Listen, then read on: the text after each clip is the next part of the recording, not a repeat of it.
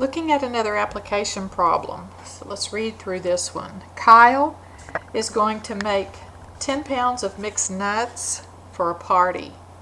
If Kyle can spend $48 on nuts, and peanuts cost $3 per pound, and fancy nuts cost $7.50 per pound, how many pounds of each should he buy?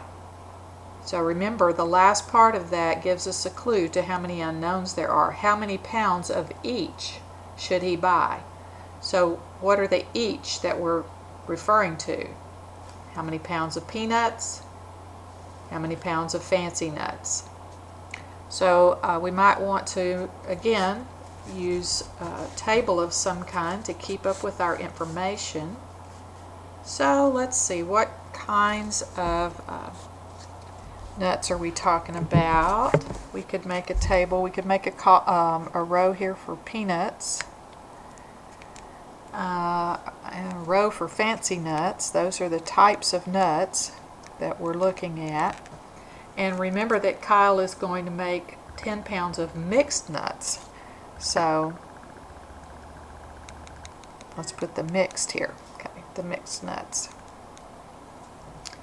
And remember, we're looking at, we want to know the amount, or how many pounds of peanuts, fancy nuts, and remember the clue is in the last sentence, how many pounds of each should he buy? So we know that's the amount of peanuts is one unknown, the amount of fancy nuts is another unknown. We don't know yet how many pounds of peanuts and fancy nuts.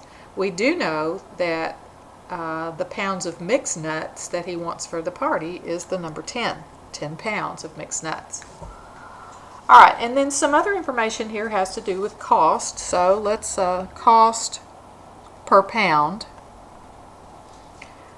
Peanuts, we look in the information and we find that those are $3 per pound. So we'll put just 3 here for $3. Fancy nuts, we find the information $7.50 per pound, so $7.50. Well, if we're going to show cents on that, maybe we'll show cents on the $3. And let's see, is there a price per pound for the mixed nuts? A price per pound for the mixed nuts is not in here. So we're going to leave that blank. Now, what other information do we have? Well, we have the information that Kyle can spend $48 on nuts. So I guess we're interested in cost for this amount of peanuts. So that's going to be $3 times $3 per pound times how many pounds? So that could be $3 times X. The fancy nuts will be $7.50 times the pounds, which we said is Y. And now the cost for the total mixed nuts, we do know that he can spend $48. So we're going to put the $48 here. Now that should give us two equations. Does that give us an equation here? Do the peanuts, pounds of fancy nuts are going to add for 10 pounds of mixed nuts. So that's equation 1. X plus Y is equal to 10. And then how about the cost? Does the cost of the peanuts and the cost of the fancy nuts equal our total cost? Yes, it should. So equation 2 is $3 times X plus $7.50 times Y is equal to $48. There are two equations. Now we need to work with these two equations to solve the system. Remember, we have a system of two equations now and two variables.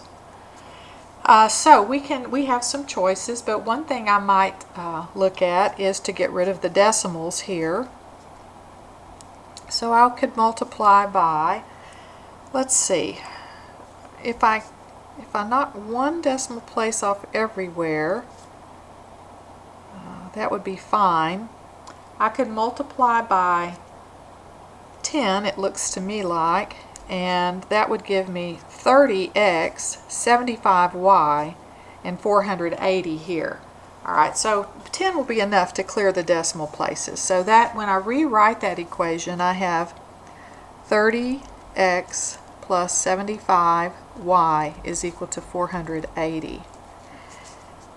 Remember, that's equation 2 now written with decimal places cleared. Now I'm looking at equation 1 to see what could I multiply equation 1 by so that I could get something to cancel here. I would go with the lower number, 30. 30x, I could multiply this by negative 30. I think that's probably a good idea. Negative 30x, negative 30y, and negative 30 times 10 is negative 300. Alright, now we can add these two to eliminate x's and total this for 45y and total the constants for, I believe, 180. And then we'll divide both sides by 45, which gives us y is equal to 180 divided by 45. In your calculator, that's y is equal to 4. Now remember what we established for y was the pounds of, or the amount in pounds of fancy nuts. So we could say y equal 4 is the pounds of fancy nuts. Alright, now what else do we need to know? We need to know the number of pounds of peanuts. So we should be able to take the value 4 for y and substitute it into equation 1. That's the easier looking one. Equation 1, x plus y is equal to 10. Replace y with 4, so we have x plus 4 is equal to 10. Subtract 4 from both sides, and that gives us x is equal to 6. And 6, that's the pounds of peanuts. Alright, so we've answered this application problem. Remember, we should quickly say, does 4 plus 6 equal 10? Yes, it does. And then we should say, does $3 times 6 plus $7.50 times 4 really give us $48? We should check that out, okay? Check those, especially on your exam.